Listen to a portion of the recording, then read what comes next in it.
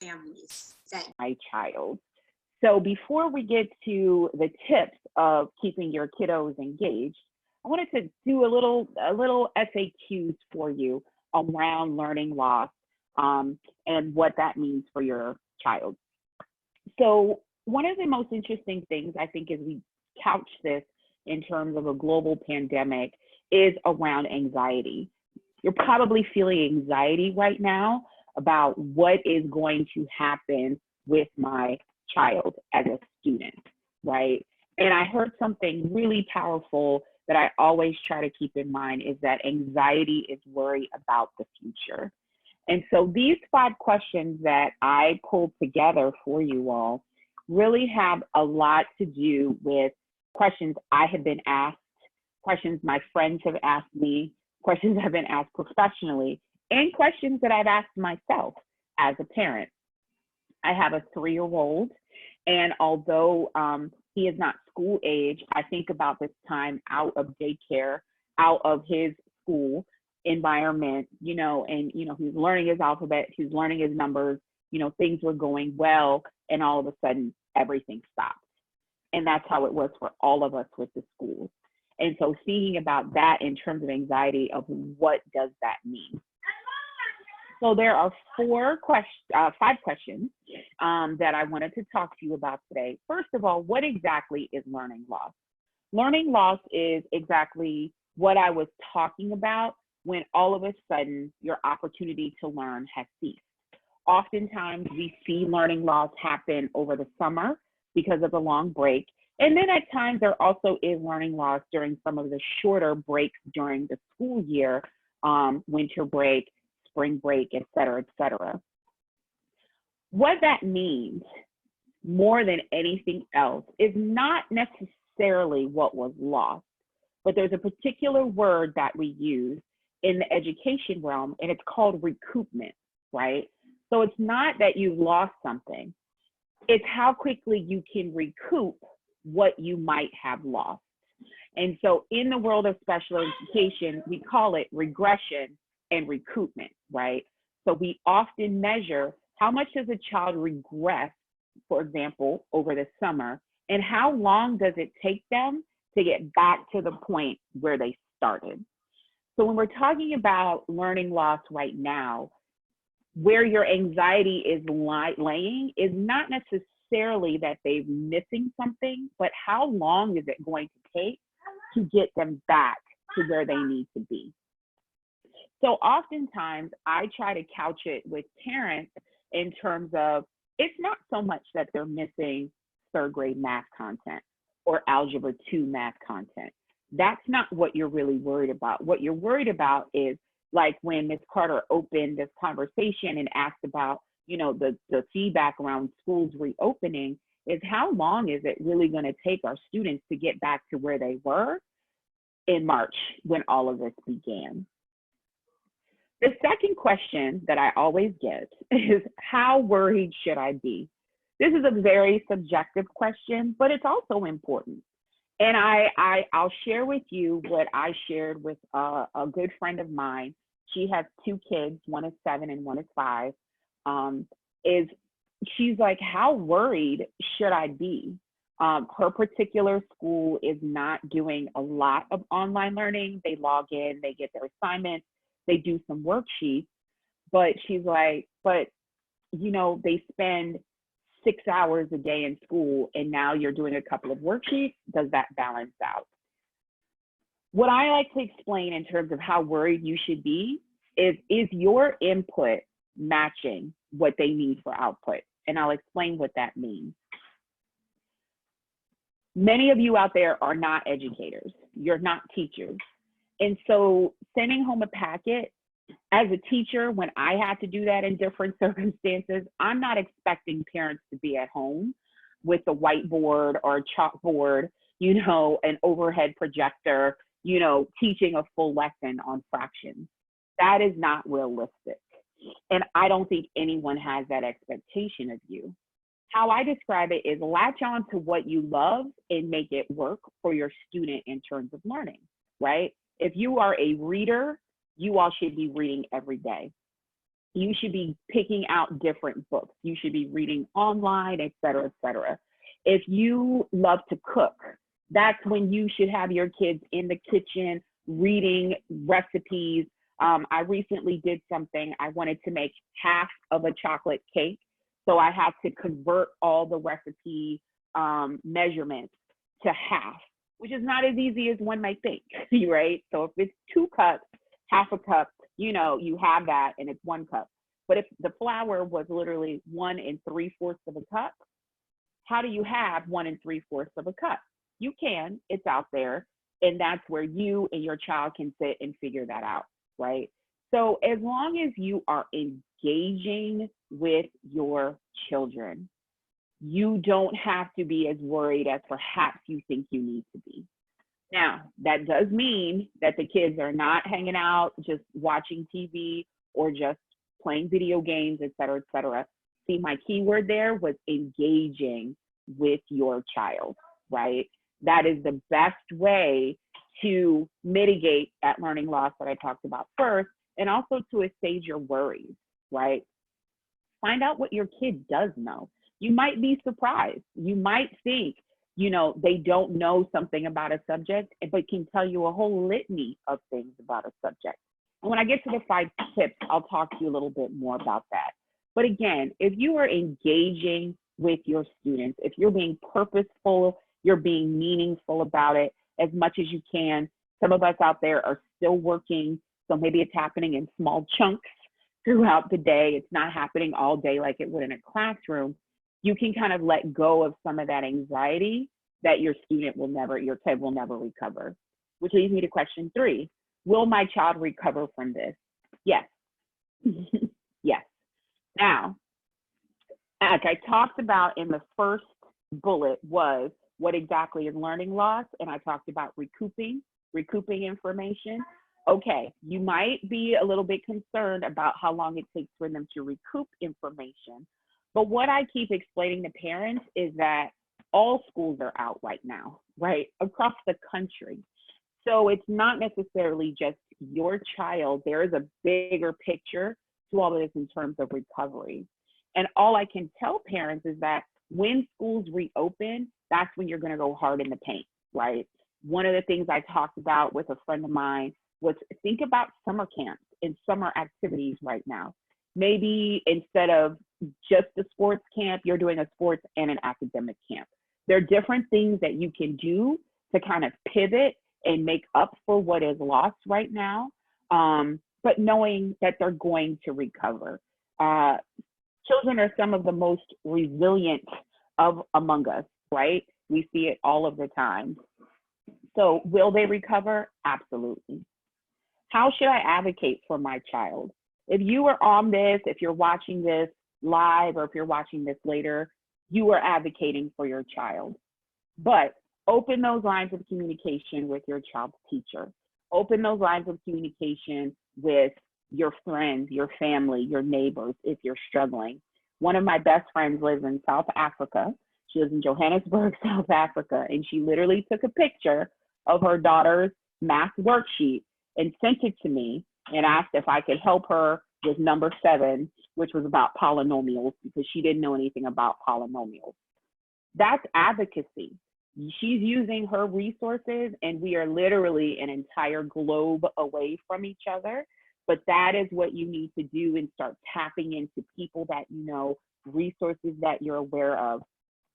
That's where you get the free trials to IXL, Khan Academy, et cetera, and start tapping into those sources of information and support for your kiddos in terms of advocating that they keep going. And then the biggest question, which is what we brought us here today, is what can you do to prevent or mitigate that learning loss? So that's what I'm going to talk about in these 5 tips. So board now. When Ms. Carter was talking to me about this presentation, she talked about, right now it's getting antsy. People are trying to figure out what to do. It's been several months where people have restricted movement. And keeping your kids engaged at this point is a challenge.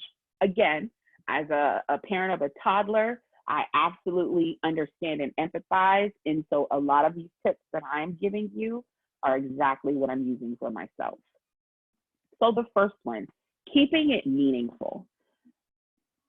If you have a school-age child and they know they're not in school, to not talk about and really delve into why they're not in school is really doing a disservice. And there are fun ways that you can do it. So when I was a special education teacher, I was a big fan of having my kids create graphic novels, comic books, comic strips, et cetera, et cetera. And one of the things that I thought about when, things that you can do right now that are fun, but also relevant is create a comic strip, create a comic book character, the coronavirus, fighting comic book character, create whole scenarios around it.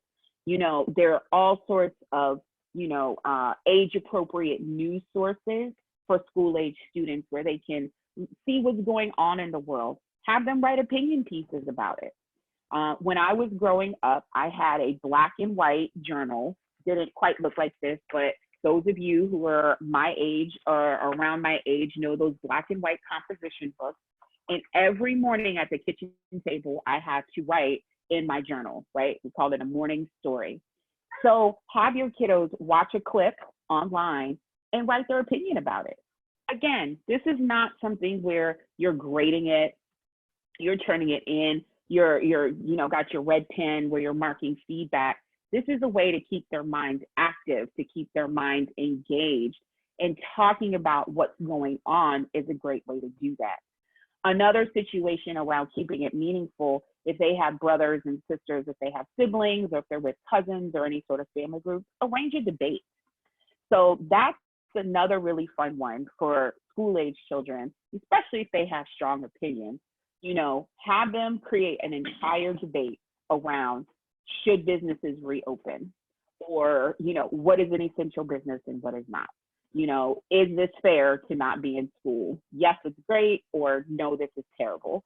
But to create two sides to the conversation and have them debate each other, right? And then you as the parent can be the judge and figure out who won the debate. They can use paper, they can use graphs, they can use different resources, but you're keeping it relevant to what is actually happening right now. And when you think about social emotional learning, and we're going to get to academics, but even if you're thinking about it in terms of social emotional learning, this is a way that kids have to process what's happening in their world. They can process their fears this way. They can process their own anxieties this way. You may not be a mental health therapist, and that's totally fine, but that is a way, they call it play therapy for a reason, to kind of express a little bit of what's going on and also make them feel like they're part of the conversation, right? And that's what keeps it meaningful. It keeps it relevant. And yes, you may have assignments that you have to do for their schoolwork, but think about what you can do outside of their schoolwork that's keeping it relevant to current events, but also making it fun, like a comic strip, like a debate. It's a little bit harder for the littles, of course, because they might not have any clue, what's actually happening. But one of the things that I have done is really gotten into gardening, right? And that actually drops down to number 5, but learning something new. And so giving them a task around, something hands-on, it's a project they can do, making slime, making Play-Doh, building a volcano, all of those things that you probably have heard before, but thinking about how you're making things meaningful, but kiddos are still learning. Okay. Number 2, have rituals, right? I'm sure you have heard over and over again how important it is to keep to a schedule and a ritual. It really matters.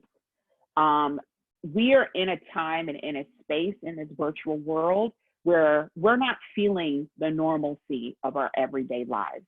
And so when people stop feeling the normalcy of their everyday lives, their anxiety increases and you are much more prone to moods like depression, withdrawal, numbness, all of those things that you see occurring with people that lead to really negative behaviors, right? We're overeating, we're over drinking. I don't believe you can oversleep, but maybe some of us are oversleeping, et cetera. So when you're thinking about your kids, think about how to maintain those schedules, those rituals that you've always had, and keep that normalcy for them. So for example, Saturday mornings are all about chores. Every Saturday morning, it's still about chores. On Sundays, we brunch, and it's like, nope, we can't go out to brunch. We can't go to IHOP. We can't go to Cracker Barrel, which is my favorite pancake joint, but we can do that at home, right? Waking up. Yes, I still get up. No, generally early. No, I'm not getting up at 5 like I would typically, but I am still getting up, early, waking my son up early. We're washing our face, we're brushing our teeth, we're putting on our clothes, even if it's to retire to the living room. Again, it's about making that normalcy, really felt, so that it's something they can hold on to. It's actually very grounded. And then even if you have that normalcy, you can make it different or unusual, right? To appreciate the fact that you're not in a typical space. So the example I have here is a challenge that I told to one of my friends, and they actually did it, have the kiddos like look in the cabinet, and they have to create a recipe.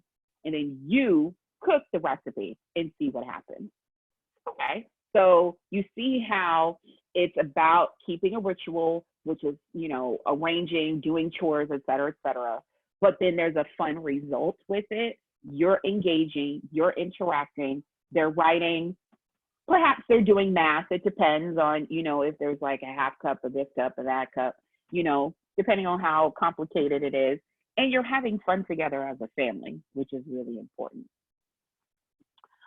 The third one is exercise. Exercise and learning are very, very closely connected. Exercise and learning are very closely connected, right? There is a reason why kids have recess during the day. There's a reason why physical education classes are still important, no matter how much the budget gets cut, right? It influences your mood, it influences your ability to concentrate, et cetera, et cetera. I can't express enough to you to ensure that your kids are exercising.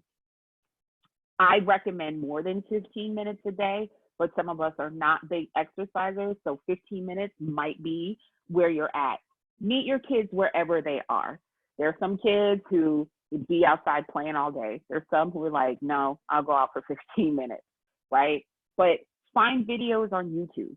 A friend of mine totally got into TikTok and, doing the TikTok challenges. You're doing these TikTok challenges, and I have no clue except watching a TikTok video, of course, what that is, but that's movement, that's dancing.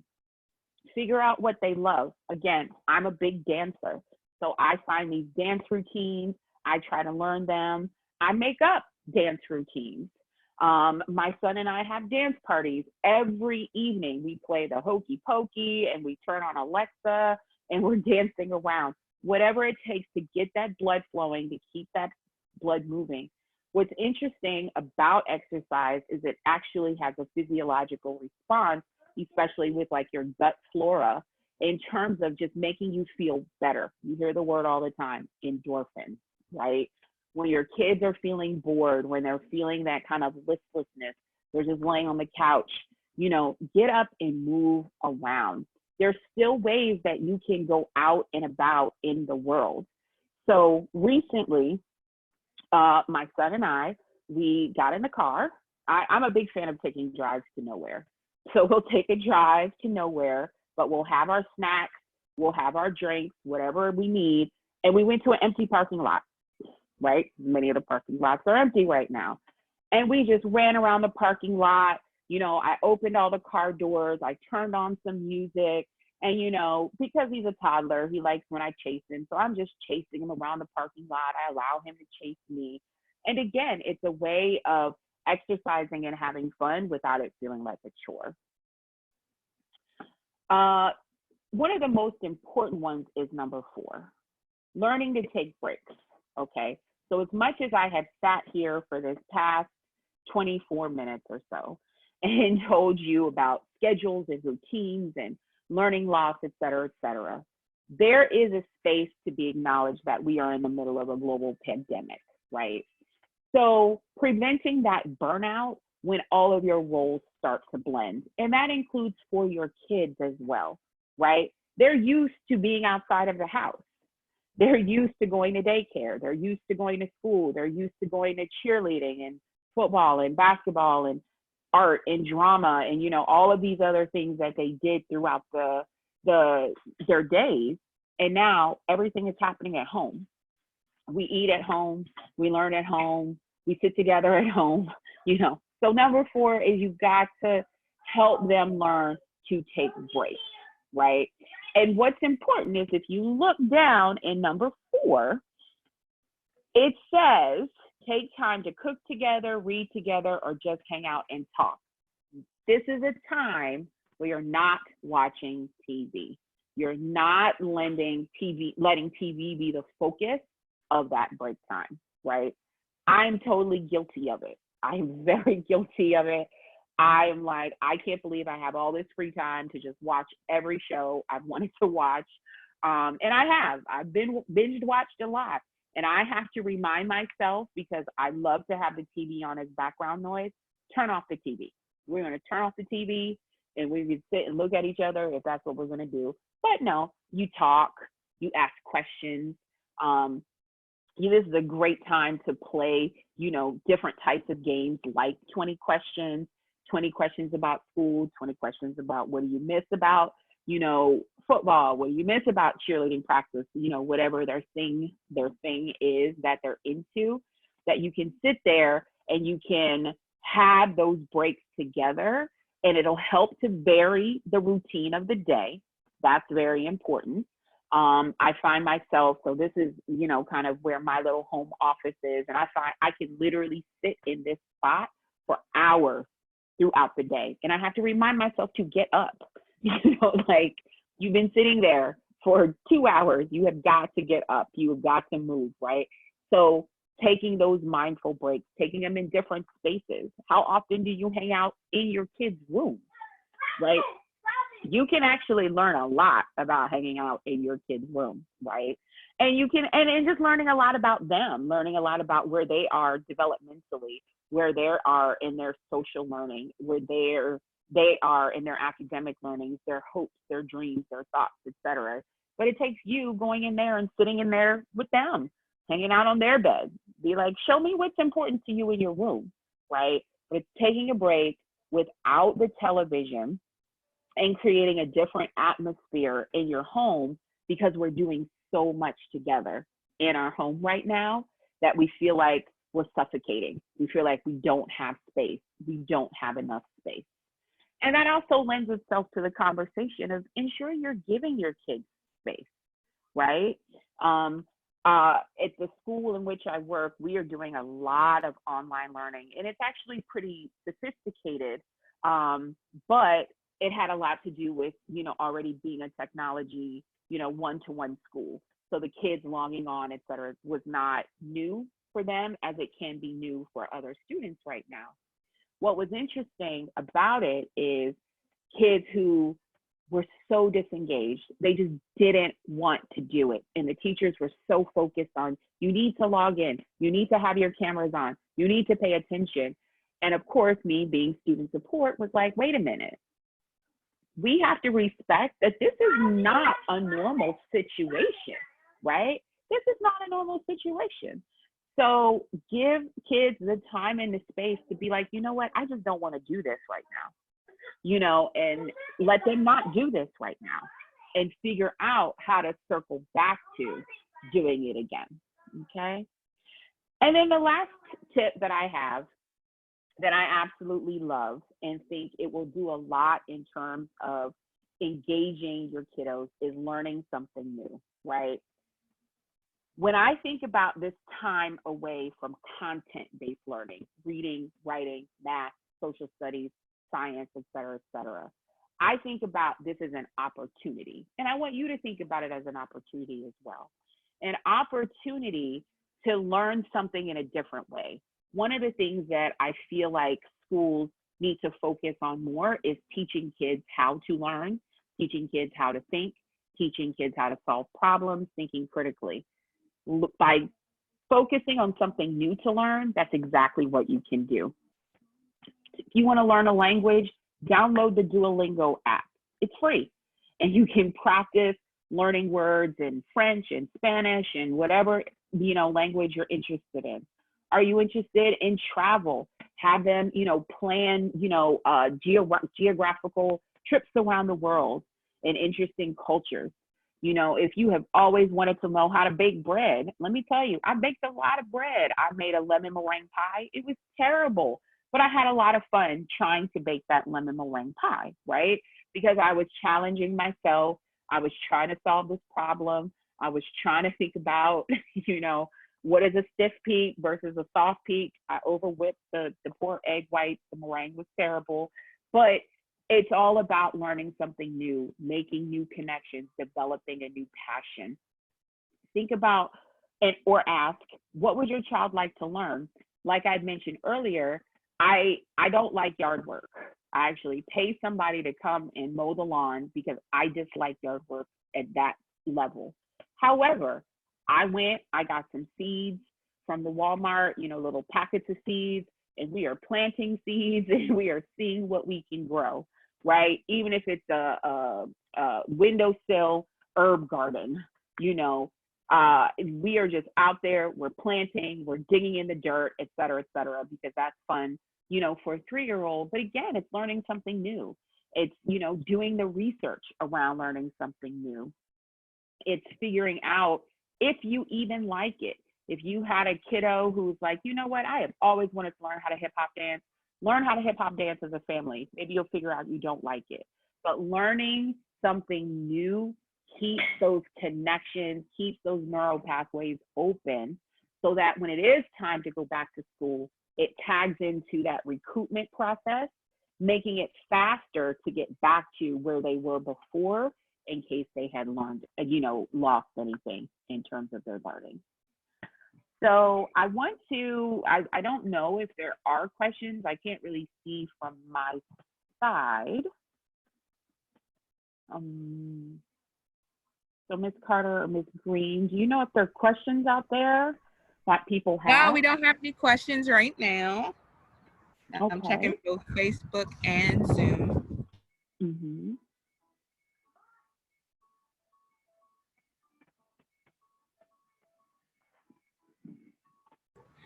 All right, no questions. So how can we get in touch with you, Ayana? Sure. So you can find me on Facebook, Ayana Malone. That's probably the easiest way to find me. Or you can email me at ayana@onyxtherapygroup.org. But honestly, look for me on Facebook, probably the best way to find me. You can send me a message through Facebook Messenger. Again, because of my focus in special education, I've been, talking to a lot of my friends and colleagues who have reached out, very worried about their students who may have special needs and, they're missing services and what they can do. This was a talk really focused not on special education, but about, the general education population. But special education is a really big question right now that a lot of parents who have students with special needs are worried about. And actually, if you don't mind, Ms. Carter, that actually connects back to that regression and recoupment, thinking about, when a student who has a particular learning challenge, physical challenge, et cetera, has to go back to school, how long is it going to take them to get back to where they were before? So I'm happy to talk, to parents who are worried about, their students with special needs who are probably not getting the attention that they need right now. Facebook, Ayana Malone. Well, thank you so much, Ayana. We really appreciate it. This was really helpful and very informative. If you joined us late, I shared some information at the beginning of our webinar that our CEO, Ms. Pat Brantley, she is partnered with Mayor Browser to do a task force. We're collecting feedback from our parents on information about possibly reopening DC, and just she would like your feedback for possibilities for next school year. And so I'll repeat those questions again. We would love your feedback, and we would love for you to email us at wecare@friendshipschools.org. The first question is, what do you need to know to bring your child back to school for next school year? So in order for you to bring your child back to school next year, what do you need to know, or what do you need? The second question is, if school is opened in a phased out process, which students do you think should be admitted? Okay. And then the third question is, in addition to academics, we know about academic support. What other factors should we prioritize, such as social or emotional health, just to ensure that students transition smoothly into next school year? So let us know your thoughts. Be sure to email us at wecare@friendshipschools.org, or if there's any other information that you would like us to share on our task force with Mayor Bowser. Okay, that's wecare@friendshipschools.org. Thank you again, Ayana. Be sure to follow her. Be sure to follow us at Friendship PCS on all social media platforms. And if you want to learn more about our school and the resources that we have, be sure to visit our website at friendshipschools.org. Thank you again, and I hope that you'll join us on Monday. We'll be doing some really cool STEM projects that you can do at home, and so we'll be supporting our families with STEM. I'll see you on Monday at 4 p.m. Bye-bye.